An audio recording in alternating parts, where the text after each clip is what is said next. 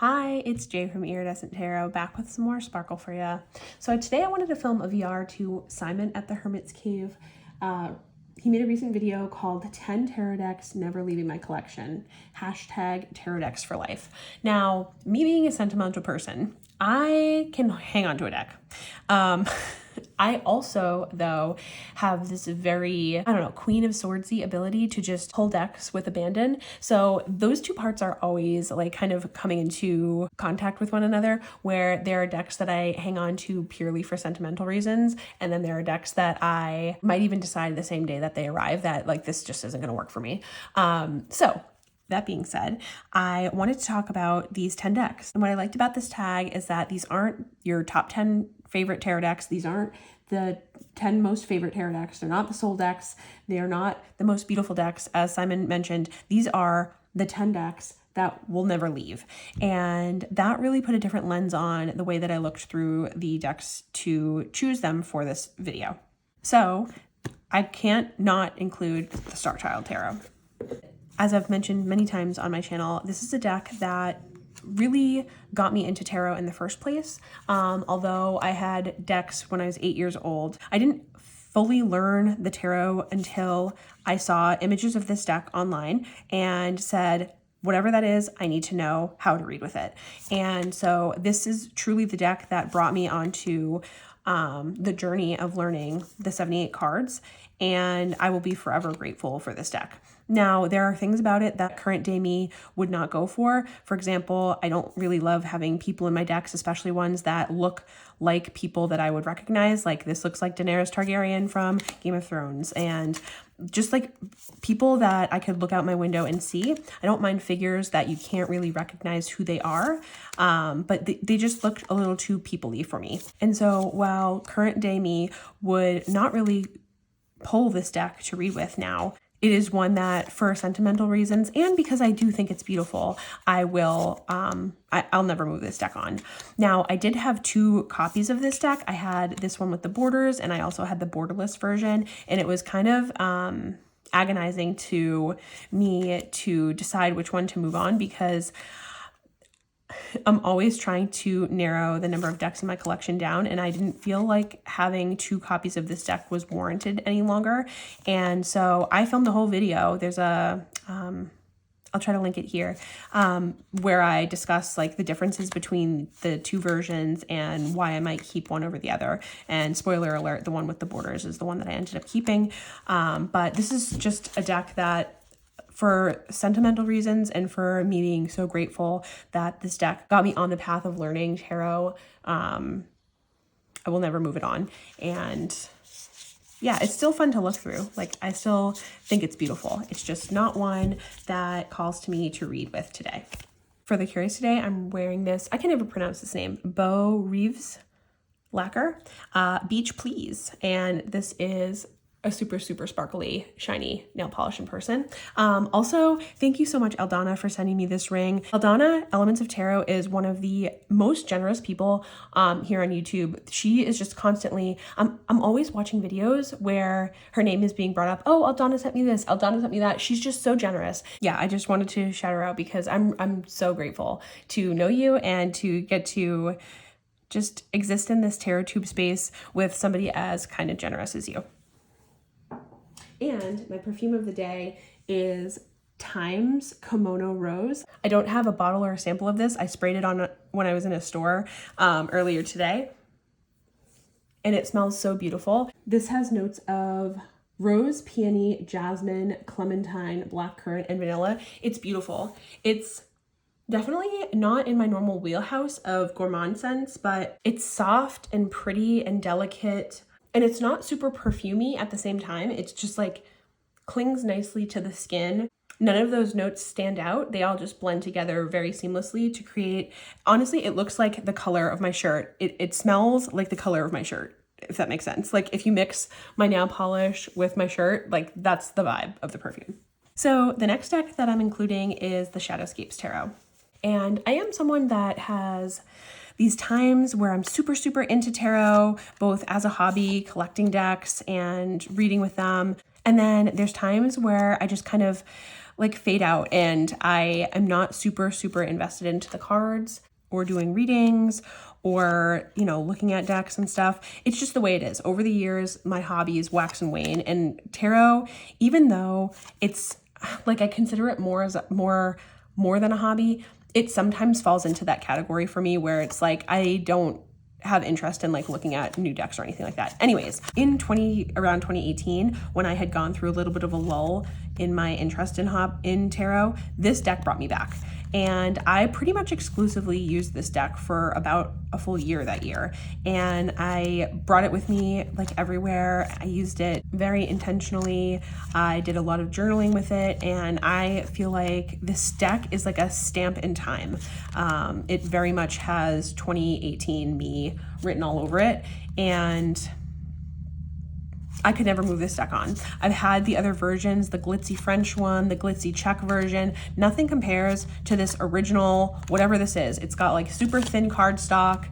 I edged it myself, and this version is the one that holds the energy for me. And so I will never move this one along.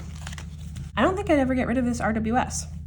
This is a Conrad Stein NPC with cracklebacks and gold gilded edges. I love RWS system. I don't really love RWS imagery. It doesn't really do much for me, but I do think there is value in having an old classic. And this is I think it's a facsimile of a Pam A, and I don't need any other RWS. I just don't. Like, I totally understand why people have them. I've had other ones in the past, but this is the deck that stands the true test of time for me in the plain old RWS world. And I just think that having this one to study with, sometimes I read with it, not a ton, but I do. And I've definitely beat it up over the length of time that I've had it. And yeah, I would never get rid of this RWS. This is the one. I love the cardstock. It's on linen. I love the coloration. I think it's like a little bit antique without looking yellowed or anything like that. And it fulfills my need for art in RWS. So this is my one and only. All right, Playful Heart, we knew this was coming. This specific version with the holographic gold gilding, the smaller card size, this is the one. I had the original first edition I think it was from the Kickstarter when this first came out, and I liked that deck, but I didn't truly connect deeply with this deck until this version came. Standard tarot size, gilding, chef's kiss. This is the one that allowed me to form such a deep connection with this deck, and this is my deck. Like, when I don't know what to use, when I don't know what to reach for, if I am confused, if I need answers, if I want to feel like I'm looking at myself in the cards, this is the deck. It rewired my understanding of the Wheel of Fortune.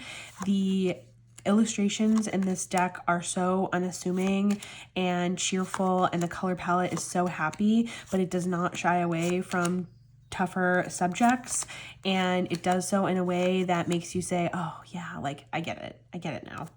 And I will always have this deck. I love it. I just love it so much.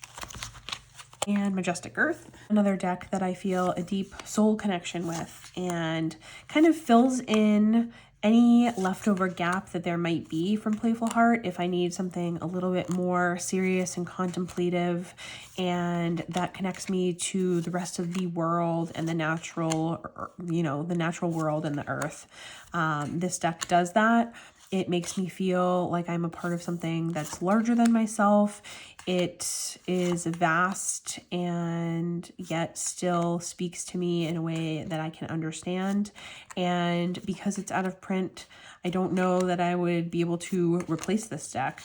And so therefore I don't see myself ever getting rid of this.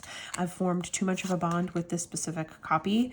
And as much as I really want the alternative cards that come in the special edition, there's like 3 alternative cards, and I really want them. I also, at the same time, don't think that I would be able to use another copy of this deck and feel the way that I do about it. So yeah, a lot of the reasons why I chose some of these decks as ones that will never leave my collection is because I feel specifically bonded to this set of cards and not just the deck. Now, surprisingly, there is a deck that I will never let leave my collection, but which version is not as important, and that's my tarot deck that I created, Tarot Monet. And the reason I say that is because I am currently working on getting my deck printed, and I'm finally moving forward with obtaining prototypes. Thank you, shout out to Sasha Lopez, who saw me post on Instagram and just so kindly reached out to me and offered me the details of her printer because I was struggling with finding a printer that could do all the specific details of the things that I wanted to do in my official printing of this deck. And so this is a prototype copy, and there are changes that have been made for the official copy. And so I'm so excited for the official copy. And the changes that I've made to the deck, I feel so excited about that I can't wait for the prototypes to arrive. And I feel like I'm going to be super bonded to one of those prototypes as opposed to this initial prototype. So while there will always be a version of Tarot Monet in my life, I'm not sure it's going to be this specific copy that I hold in my hands. And I know that doesn't make sense with my sentimental attitude, but I want to hold the finished product so badly that I haven't let myself like get attached to this one because I know there are things that I need to change. And so I'm sure once one of those arrive that it's going to be the one that hangs around forever. Tarot des Ozarks. After the multi-month-long Marseille study, of which you can find the recordings here on my channel, I love Tarot des Ozarks. I got into this like super historical Marseille world and was like looking at the type 1 and the type 2 and the face on the devil and the belly and the like all the things, and that was so much fun. However, in practice, I feel like this is the type of deck that I want to be using. It's got visual interest. It's got bright colors. It's got a little bit of personality on every card that changes. And it gives you so much food for thought as you're going through and reading these Pippi cards. And if I didn't do the Marseille study, I don't know that I would feel as passionate as I do now about Pips. Now, I'm never going to be... I don't think that I'll get to a point where if there's no little zhuzhing of the cards where you can like read into the little snow falling and reading into the way that this kind of looks like a vacation, like if that's not there for me, I don't know that I can get down with it.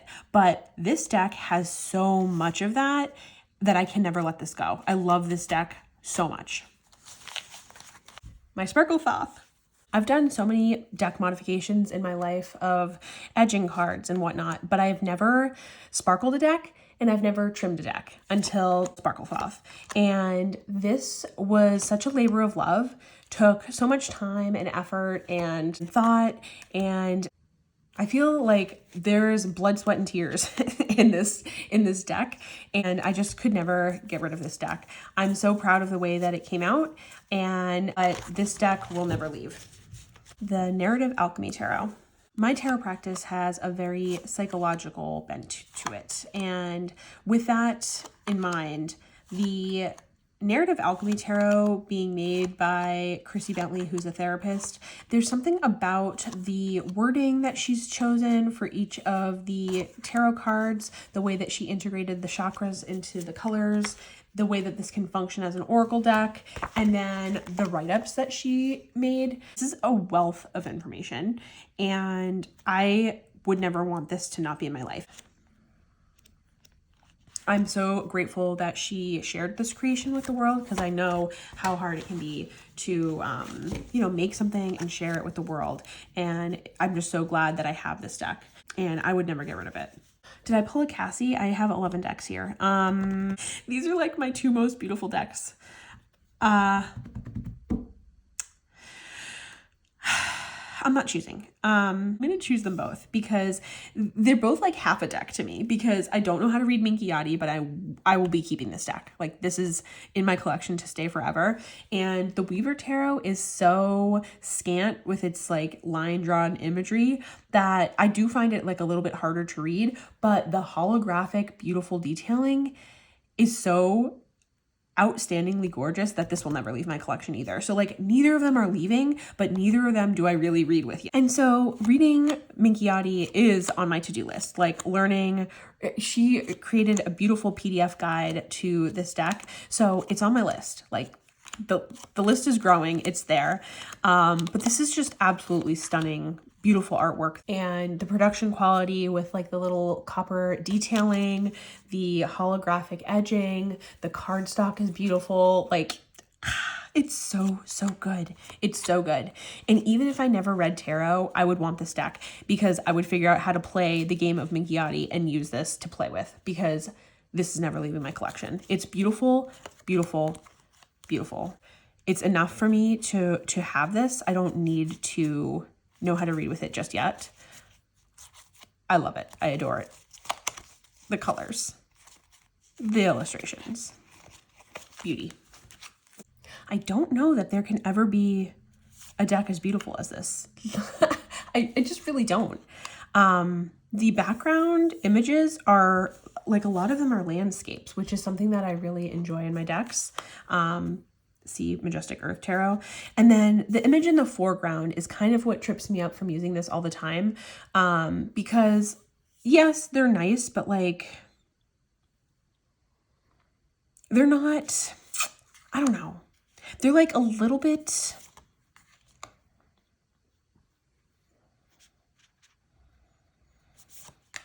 I don't know. I don't know why.